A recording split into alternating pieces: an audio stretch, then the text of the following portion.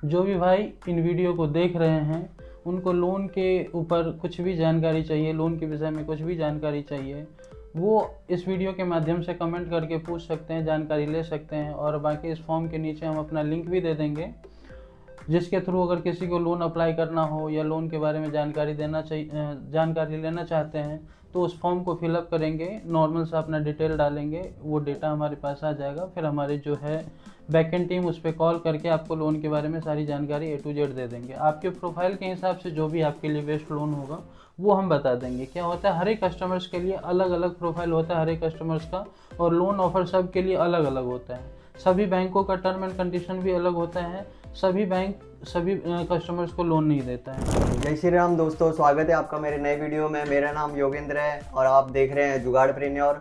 तो दोस्तों, बहुत सारे दोस्त और भाई बंधु मेरे लोन के बारे में पूछ रहे थे कि लोन मतलब कैसे लिया जाता है, और उनको लोन लेने में दिक्कत हो रही थी। दोस्तों, हम इस वीडियो में हम जानेंगे कि लोन कहाँ से लेना चाहिए और लोन के कौन कौन से डॉक्यूमेंट्स होते हैं। तो सारी चीज़ें हम भैया से जानते हैं अच्छे से। तो नमस्ते भैया, कैसे हैं आप? नमस्ते जी, नमस्ते, बढ़िया। तो हमें भैया लोन के बारे में बताइए, लोन कहाँ से लेना चाहिए, कौन सा लोन अच्छा होता है? नमस्कार दोस्तों, मैं श्याम कुमार, मैं एक फाइनेंशियल एडवाइज़र हूँ। 2014 से मैं अपना DSA खुद का रन कर रहा हूँ। हमारे पास लगभग 50+ बैंक और NBFC मिला करके डायरेक्ट DSA कोड है हमारे पास सभी बैंकों का, NBFCओं का, जिससे हम लोग home loan, personal loan, credit card, car loan, LAP, इन सारी चीज़ों में डील करते हैं। तो आज ये भाई आए हमसे मिलने के लिए, इसी के ऊपर हम चर्चा करेंगे आज। तो कैसे किसको लोन मिलेगा, कौन से कस्टमर्स को कहाँ से लोन मिलता है, क्या क्या डॉक्यूमेंट्स चाहिए होता है लोन्स के लिए, अगर हम होम लोन लेते हैं तो उसमें क्या होना चाहिए, अगर हम पर्सनल लोन लेते हैं तो उसकी क्या फॉर्मेलिटीज होती है, इन सारे विषयों के ऊपर आज हम चर्चा करेंगे। तो आप पूछिए, क्या तो पूछना है आपको? भैया मुझे ये पूछना था कि कौन सा लोन बढ़िया होता है, अगर हम लेने जाते हैं कौन से मतलब प्लेटफॉर्म से कौन सा लोन बढ़िया रहेगा? देखो, प्लेटफॉर्म क्या होता है, हर एक कस्टमर, जितने भी लोग होते हैं, हर एक कस्टमर्स का अपना अलग अलग प्रोफाइल होता है। मान लीजिए कोई लोग हैं जिनकी सैलरी होती है 50,000, किसी की 40,000, किसी की 20,000, किसी की 1 लाख, किसी के 2 लाख रुपए। तो हर एक कस्टमर्स का क्या होता है ना, अपना एक अलग प्रोफाइल होता है। तो कस्टमर के प्रोफाइल के ऊपर ही डिपेंड करता है कि उसको कौन सा लोन, कैसा लोन मिलेगा और कहाँ से मिलेगा, और कौन सा ऑप्शन उसके लिए बेस्ट रहेगा। अब रह गया आपका क्वेश्चन ये था कि हमें कहाँ से, कौन से प्लेटफॉर्म से मिलेगा। तो सबसे बड़ी चीज़ क्या होता है ना, सभी बैंक NBFC लोन करती है, सबका टर्म एंड कंडीशन अलग अलग होता है। अब डिपेंड करता है कि आपका प्रोफाइल किस बैंक में या NBFC में सही मैच कर रहा है, किस कैटेगरी में आपकी कंपनी लिस्टेड है, उसके ऊपर सारा डिपेंड करता है। और कितनी आपकी सैलरी है, प्रोफाइल आपकी क्या है, उस पर डिपेंड करता है ये। जैसे कि इनकम होनी, कैसी इनकम हमारी है, और सैलरी मतलब सैलरी कैसी है, फिर उसके हिसाब से हमें उस प्लेटफॉर्म से लोन मिलता है। हाँ, उस प्रोफाइल के हिसाब से आपको जिस बैंक में आपकी कैटेगरी कंपनी की ABCD ऐसे करके लिस्टेड होती है, सभी बैंक और NBFC की आती है, सारी जो भी वर्कर हैं, जो भी एम्प्लॉयमेंट जनरेट करती हैं कंपनियाँ, उसको अब कंपनी सभी बैंकों में लिस्टेड होती है, कोई A कैटेगरी में, B कैटेगरी में, C कैटेगरी में। और उसकी जो आपकी सैलरी क्या है उस पर भी डिपेंड करता है। तो जिस बैंक की NBFC में आपकी कंपनी जितने अच्छे कैटेगरी में लिस्टेड होगी, उस कंपनी से आपको अच्छा रेट मिलेगा, अच्छा लोन अमाउंट मिलेगा और इजीली आपको लोन मिल जाता है। तो भैया एक और सवाल पूछना था मुझे, जैसे कि लोन एडवाइज़र कौन होते हैं एंड उनकी भूमिका क्या होती है? देखिए, लोन एडवाइज़र वो होते हैं जो आपको लोन की सही जानकारी देती है। आपको अगर लोन की रिक्वायरमेंट है तो आपके प्रोफाइल के हिसाब से कौन सा लोन सही होगा, कौन से बैंक आपके लिए बेस्ट ऑप्शंस है, वो सारी चीज़ें की जानकारी आपको प्रॉपर सही तरीके से देता है, वो लोन एडवाइज़र का काम होता है। और लोन लेने से पहले किन बातों का ध्यान रखना चाहिए भैया हमें? लोन लेने से पहले हमें 2-3 चीज़ों का ध्यान रखना चाहिए। सबसे पहले कि हम लोन अप्लाई करने के लिए इधर उधर फाइल हर किसी को ना दें। सबसे पहले एक अच्छा एडवाइज़र चुनें जो आपके प्रोफाइल के हिसाब से आपको बेस्ट ऑप्शन प्रोवाइड करवाएं। धड़फड़ी में, जल्दीबाजी में ये नहीं किसी को दे दे, क्योंकि बहुत सारे लोग ऐसे होते हैं, आप डॉक्यूमेंट देते हो तो इकट्ठे उसको ज़्यादा पता नहीं होता है, तो वो क्या करता है ना, सभी बैंकों में इकट्ठे आपका फाइल अप्लाई कर देता है। उसमें क्या होता है, आपकी इंक्वायरी जनरेट हो जाती है और आपका लोन रिजेक्ट हो जाता है। अगर ज़्यादा इंक्वायरी भी हो जाती है तो आपको रिजेक्शन मिलती है बार बार। तो आप किसी ऐसे बंदे से बात करें जिसको प्रॉपर नॉलेज हो लोन के बारे में, जो आपको सही से गाइड करे, पहले आपके प्रोफाइल को रीड करे, आपका प्रोफाइल कहाँ किस बैंक के लिए अच्छी है, उसी बैंक में वो अप्लाई करे। तो उस बंदे से आपको मिलना होगा, उनसे बात करना होगा। अगर आप डायरेक्ट किसी बैंक में जाते हो आपके हिसाब से, तो आपको लगता है कि इस बैंक में हमारा खाता है तो ये बैंक हमको अच्छा से लोन दे देगा, इसमें हमारी सैलरी आती है तो ये बैंक हमारे लिए अच्छा है। ऐसा नहीं होता है। आपके बैंक में भी आपकी कंपनी क्या पता लिस्टेड नहीं हो, ये आपको पता नहीं। आप बैंक में जाओगे, बैंकर का भी क्या होता है, एक लॉगिन का टारगेट होता है। सभी लोगों का लॉगिन का टारगेट होता है। आपने फाइल दिया, होना नहीं होना उससे फर्क नहीं पड़ता, उसको आपकी फाइल उसने लॉगिन कर दिया। बट हम लोगों के पास अगर आते हैं, हमसे बात करते हैं, तो हमारे पास लॉगिन का कोई सिस्टम नहीं होता है। हमारा काम, जब तक आपके अकाउंट में पैसा नहीं जाता है, जब तक हमें 1 रुपये का भी कुछ इनकम नहीं आता है, तो हमारे जैसे लोग जो डीएसए वाले होते हैं, जो लोग होते हैं, वो आपके प्रोफाइल को प्रॉपर रीड करते हैं। ठीक है, जो एडवाइजर होते हैं प्रॉपर रीड करके फिर आपके प्रोफाइल के हिसाब से बैंक सजेस्ट करके आपको उस बैंक में लॉगिन करवा के आपका लोन करवा के देते हैं। आप कौन कौन से लोन्स में डील करते हैं, कौन कौन से लोन अवेलेबल होंगे आपके पास? देखिए, अपने पास जो हम लोग जो डील करते हैं, हमारे पास होता है home loan, personal loan, business loan, car loan, credit card. ये सारे प्रोडक्ट्स होते हैं हमारे पास और ऑलमोस्ट लोगों को इनकी ज़रूरत होती है। हर घर में आजकल क्रेडिट कार्ड यूज होते हैं, घर में लोन किसी न किसी बंदे के ऊपर होता है। तो ये सारे प्रोडक्ट होते हैं। किसी को जैसे घर खरीदना हो उसके लिए हम करवा देते हैं, कार खरीदना हो उसके लिए करवा देते हैं, शादी विवाह के लिए पर्सनल लोन होता है, मेडिकल इशूज़ आते हैं कुछ, तो उनके लिए लोग सबसे ज़्यादा पर्सनल लोन प्रेफर करते हैं। तो ये सारी चीज़ें हैं अपने पास, सारे इन सब चीज़ों में हम डील करते हैं। तो भैया सबसे कम ब्याज दर किस लोन में होता है? देखो, ब्याज दर के ऊपर हम बात करते हैं तो डिपेंड करता है आपकी ब्याज दर कम होने से भी क्या फ़र्क पड़ता है। आपको लोन कौन सा चाहिए डिपेंड ये करता है। लोन कौन सा चाहिए, पर्सनल लोन चाहिए, होम लोन चाहिए, कार लोन चाहिए, है ना, बिजनेस लोन चाहिए, कौन सा लोन चाहिए, डिपेंड उस पर करता है। आप मान लो सबसे ब्याज दर कम होता है वैसे होम लोन में, बट आपको चाहिए पर्सनल लोन, तो होम लोन का ब्याज दर से आपको क्या फ़र्क पड़ेगा, है ना। तो होम लोन का वैसे सबसे सिक्योर लोन होता है, इसलिए उसका ब्याज दर सबसे कम होता है। लेने के लिए क्रेडिट स्कोर कितना होना चाहिए? लोन लेने के लिए जो मिनिमम क्रेडिट स्कोर होना चाहिए 650 प्लस होना चाहिए। बैंक तो आपको 720 से नीचे वाले क्रेडिट स्कोर पे लोन नहीं करती है, बट बहुत सारे एनबीएफसी ऐसी है जो 650 प्लस क्रेडिट स्कोर है आपका, तो उस पर भी लोन आपको मिल जाता है। अच्छा, तो भैया लोन लेने के लिए क्रेडिट स्कोर क्यों ज़रूरी होता है? लोन लेने के लिए क्रेडिट स्कोर इसलिए ज़रूरी होता है कि हमारे अंदर क्या है, हम क्या है नहीं है, हमारा फाइनेंशियल कंडीशन कैसा है, वो हमारा जो है सिविल स्कोर ही हमारे कैरेक्टर को दर्शाता है। क्योंकि सभी जितने भी हमने कहाँ से क्या किया है, लोन लिया है, कार लोन लिया है, होम लोन लिया है, उसकी रीपेमेंट हमने कैसे करा है, नहीं करा है, वो सारा चीज़ हमारा सिविल स्कोर पे डिपेंड करता है। अगर हमारा रीपेमेंट स्ट्रक्चर सही है, लोन लेकर के हमने उसको सही टाइम से भरा है, तो हमारा क्रेडिट स्कोर बढ़िया होता है। तो बैंक को दिखता है कि इस बंदे ने ये लोन लिया था, इसको टाइमली पेमेंट किया है और इसका क्रेडिट स्कोर इसलिए सही है। तो क्रेडिट स्कोर से ही हमारा जो कैरेक्टर है, फाइनेंशियल कैरेक्टर, वो डिसाइड होता है। तो इसलिए जो क्रेडिट स्कोर हमारा अच्छा होना चाहिए, बढ़िया होना चाहिए सिविल स्कोर, तो लोन लेने में हमें आसानी होता है। सबसे बड़ी मुश्किल आती है ना, हम जैसे जाते हैं कुछ भी फ्लैट लेने के लिए, तो हम रीपेमेंट के लिए ईएमआई किस रेट पे उससे सेट करें? देखिए, रीपेमेंट के लिए रेट पे सेट नहीं करना होता है। लोन आप कितना ले रहे हो उस पर डिपेंड करता है। सपोज करो आपकी सैलरी है 50,000 रुपये, तो आप अगर लोन लेते हो, आप अपनी ईएमआई ही बनवा लोगे 40,000 रुपये की, 35,000 रुपये की, तो वहाँ जाके आपको दिक्कत होगी। तो लोन की जो रीपेमेंट जो होता है, आपका ईएमआई जो आपकी बनवानी चाहिए, आपकी जितनी सैलरी है उसका आप मैक्सिमम से मैक्सिमम 40% तक ईएमआई बनवाइए। 40% तक भी आपका रहता है मैक्सिमम, तो आप उसकी ईएमआई टाइमली दे सकते हैं। अगर उससे ज़्यादा ऊपर जाते हो आप, तो आपको आगे चल के दिक्कत होती है। बिकॉज ऑफ होता क्या है, लोन जो है 1, 2, 4 महीने का काम नहीं होता। आप लेते हो तो उसका टर्म जो होता है कम से कम 3 साल 5 साल, होम लोन में तो 20-20 साल होता है। तो इंसान का हमेशा सिचुएशन एक जैसा नहीं होता है। कभी कभी जॉब छूट जाती है, या कभी कोई एक्स्ट्रा खर्चा आपके फैमिली में आ जाता है, उसमें आपका पैसा चला जाता है।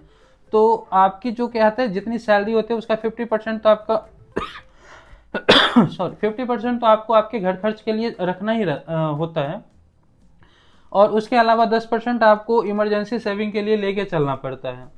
और उससे अगर आप 40% से ज़्यादा या 50% से ज़्यादा ईएमआई करवा लेते हैं, तो सडनली कुछ आपका खर्चा आ जाता है, तो आपकी सारी बजट हिल जाती है, तो जाके आपको ईएमआई भरने में दिक्कत होती है, जिससे आप ईएमआई टाइम से नहीं भरते हो, डिफॉल्ट होता है, फिर आपका क्रेडिट स्कोर भी कम होता है। इसमें ना 2-3 प्रकार के लोन होते हैं, रिड्यूसिंग एंड फ्लैट करके, तो वो किस प्रकार के होते हैं?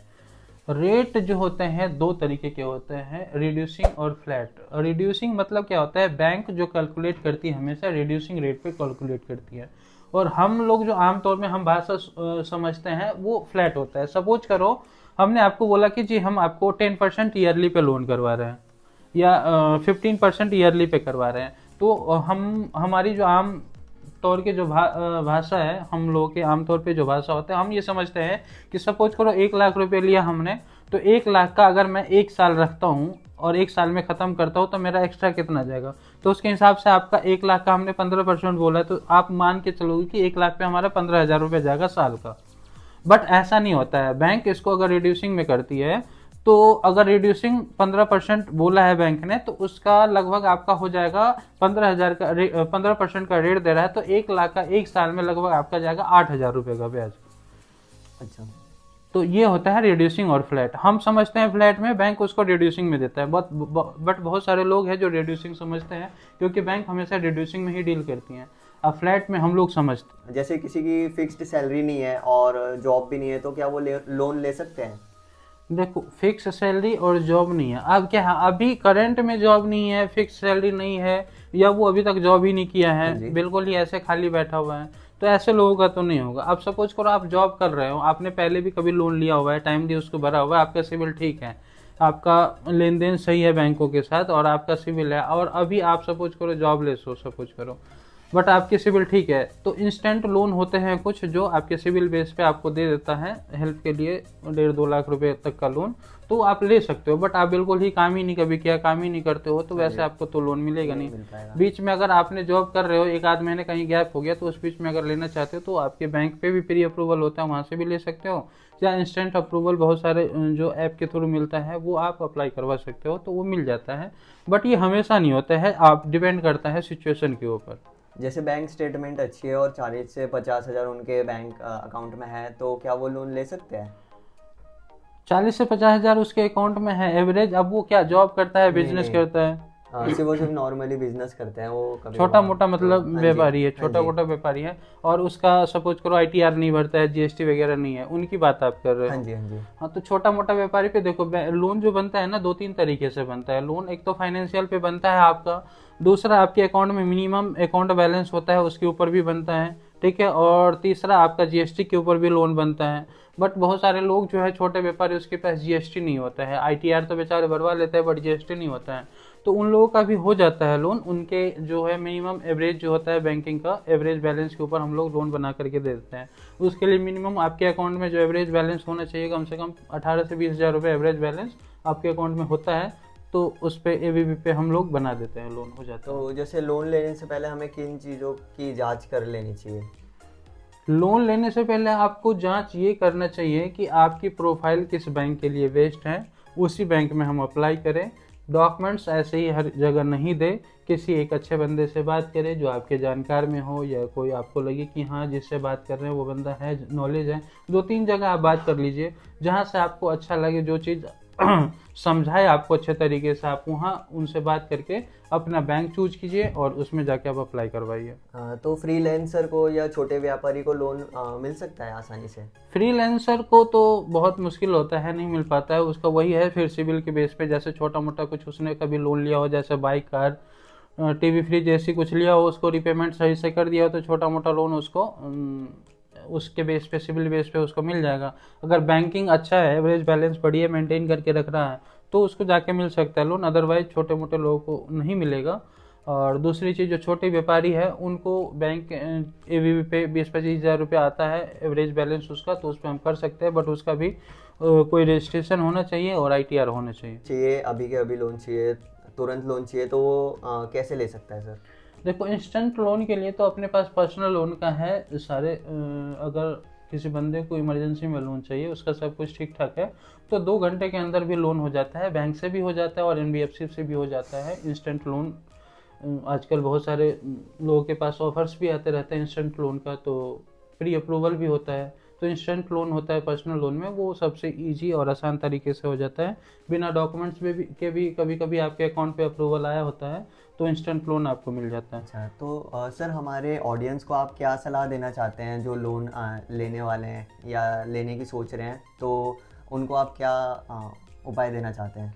देखो, अगर जिस बंदे को, जिस भाइयों को अगर लोन चाहिए, मैं आपको इस वीडियो में आप अपना लिंक डाल। हाँ जी, डिस्क्रिप्शन में लिंक अवेलेबल हो जाएगा आपको।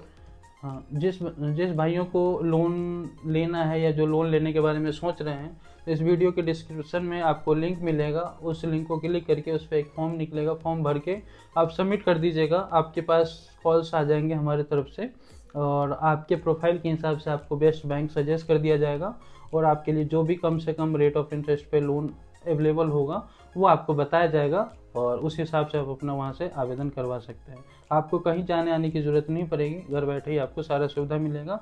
1 रुपये का भी आपको पहले कोई चार्ज नहीं देना है किसी को भी। जो भी होगा आपका प्रोसेसिंग फ़ी वगैरह जो आपके लोन अमाउंट में से ही कट के मिलता है। कोई जो लोग बोलते हैं कि हम फाइल चार्ज लेते हैं, ये लेते हैं, वो लेते हैं, तो ये सब चीज़ें फ्रॉड होता है। ये सब चीज़ों पे मत जाना। जो लोन करवाने वाला बंदा होगा वो आपसे पहले 1 रुपये भी नहीं लेगा। इस चीज़ को आप ध्यान रखिएगा। तो आपको कोई पैसा मांगे कभी पहले कि पैसे दे दो लोन करवाने के लिए, फिर मैं करवा के दूंगा, तो ऐसे बंदों से दूर रहिएगा। किसी को भी 1 रुपये के देने की ज़रूरत नहीं है। आपका जो भी चार्ज होता है वो आपके लोन अमाउंट में से ही कट के बाकी का पैसा आपके अकाउंट में आता है, प्रोसेसिंग फी जो बैंक लोन और प्राइवेट लोन में से कौन सा लोन बढ़िया होता है सर? बैंक लोन और प्राइवेट लोन में ओबियसली बैंक लोन ही अच्छा होता है। बैंक आपको अच्छा रेट देता है, अच्छा अमाउंट देता है, रीपेमेंट शेड्यूल, रीपेमेंट का भी सही उनका वो होता है। सपोज करो एक आध किस्त अगर आपकी लेट भी हो जाती है तो बैंक इस चीज़ को समझती है। बट प्राइवेट वाले आपको ज़्यादा परेशान करते हैं, बहुत ज़्यादा कॉल करेंगे, तो उसमें आपको दिक्कत होती है। तो ऑलमोस्ट बैंक ही अच्छा होता है। बैंक कोई भी हो, ICICI, HDFC, Kotak, standard chartered bank कोई भी हो, बैंक होता है। NBFC होती है। और लोन लेने का सही तरीका क्या होता है सर, और उसके दस्तावेज क्या होते हैं? सही तरीका तो मैंने आपको पहले भी बताया। सही तरीका यही होता है कि आप अच्छे बंदे से बात करें जो लोन के जानकार हैं, उनसे अपने लोन के बारे में डिस्कस करें, अपनी नीड बताएं, आपको किस लिए लोन चाहिए, कैसा लोन चाहिए, वो सारी चीज़ आपके प्रोफाइल को समझेगा और आपके हिसाब से आपको बैंक सजेस्ट करके देगा। वो बढ़िया तरीका है। अब लोन लेने के लिए डॉक्यूमेंट्स क्या क्या चाहिए तो डिपेंड करता है कि आप लोन कौन सा ले रहे हैं। होम लोन ले रहे हैं, पर्सनल लोन ले रहे हैं, बिजनेस लोन ले रहे हैं, सबके अलग अलग डॉक्यूमेंट्स होते हैं। तो अगर आप जानकारी लेना चाहते हैं तो आपको नीचे दिए गए लिंक में फॉर्म है, उस फॉर्म को फिलअप कर दीजिए, सबमिट कर दीजिए। आपके पास कॉल बैक आ जाएगा, आपके जो डॉक्यूमेंट्स होंगे आपको बता दिए जाएंगे। सर आपसे कोई अगर पर्सनली ये नॉलेज लेना चाहता हो और या आपसे कांटेक्ट करना चाहता हो तो कैसे सर आपसे कनेक्ट हो पाएंगे? देखो सर, अगर मैं डायरेक्ट नंबर दूँ आपको तो बहुत सारे क्या होता है ना, हमारे पास बहुत सारे कॉल्स आने लगते हैं, तो डायरेक्ट नंबर तो मैं नहीं दे पाऊँगा आपको।